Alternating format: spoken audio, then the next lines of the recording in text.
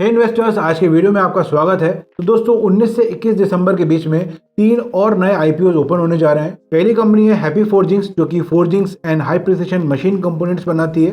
दूसरी कंपनी है credo brand marketing, जो कि मुफ्ती के ब्रांड नेम से क्लोथ सेल करती है।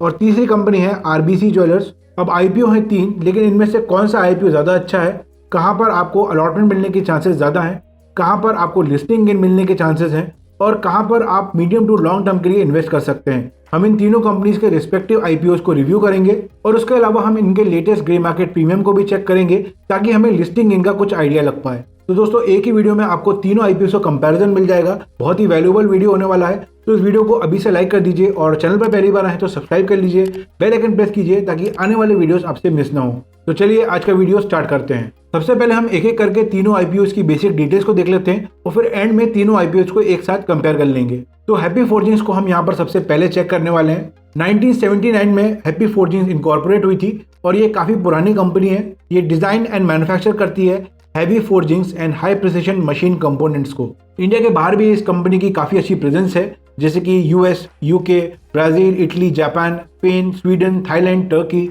और इनकी 3 मैन्युफैक्चरिंग यूनिट्स हैं और तीनों ही पंजाब में हैं। 19 से 21 दिसंबर के बीच में ये आईपीओ सब्सक्रिप्शन के लिए ओपन रहेगा।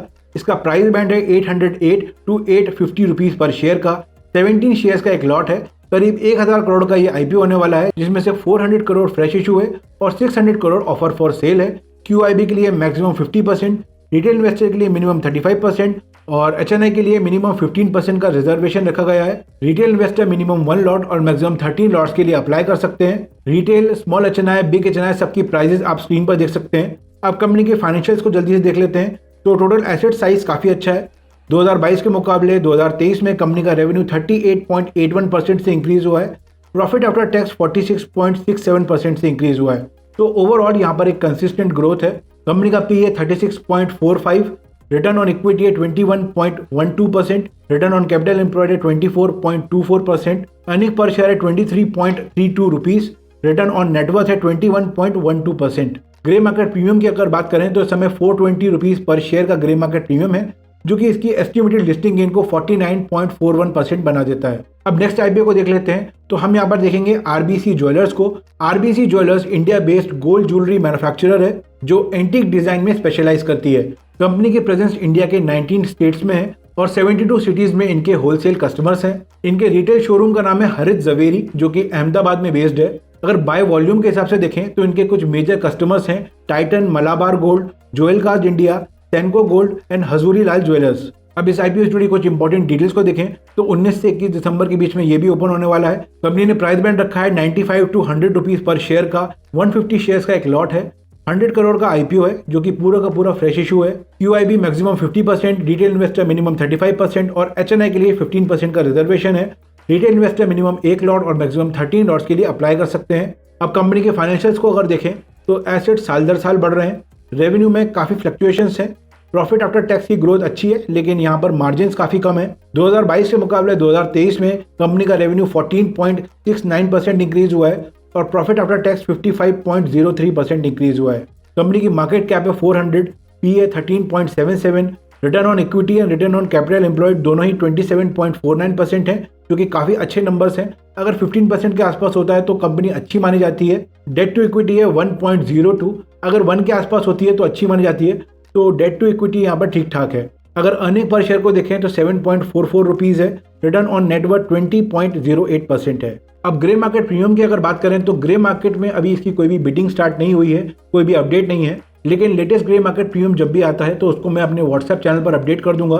तो आप मेरा व्हाट्सएप चैनल ज्वाइन कर सकते हैं, इसकी लिंक आपको डिस्क्रिप्शन में मिल जाएगी, या फिर आप आई बटन पर क्लिक करके भी उसको ज्वाइन कर सकते हैं। अब फाइनल आईपीओ है मुफ्ती मेंसवेयर। तो क्रेडो ब्रांड मार्केटिंग, जो कि मुफ्ती ब्रांड नेम से अपने प्रोडक्ट को सेल करती है, ये क्लोथिंग कंपनी है और इसकी अक्रॉस इंडिया 1773 रिटेल आउटलेट्स हैं, 379 एक्सक्लूसिव ब्रांड स्टोर्स हैं, 89 लार्ज फॉर्मेट स्टोर्स हैं और 1305 मल्टी ब्रांड स्टोर्स हैं। आईपीओ से जुड़ी इंपॉर्टेंट डिटेल्स हैं। इसका प्राइस बैंड है 266 to 280 रुपीज पर शेयर का। 53 शेयर्स का एक लॉट है।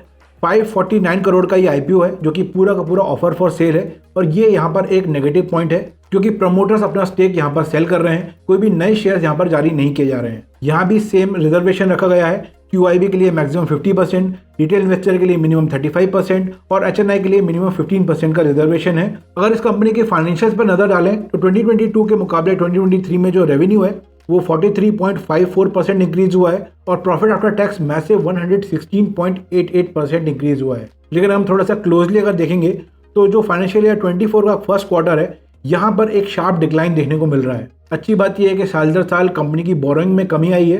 कंपनी का PE रेशियो है 23.22, रिटर्न ऑन इक्विटी है 29.98% और रिटर्न ऑन कैपिटल एम्प्लॉयड है 28.16%, जो कि बहुत अच्छे नंबर्स हैं। और डेट टू इक्विटी यहाँ पर 0.65 है। अर्निंग पर शेयर यहाँ पर काफ़ी कम है, 0.54 रुपीज़।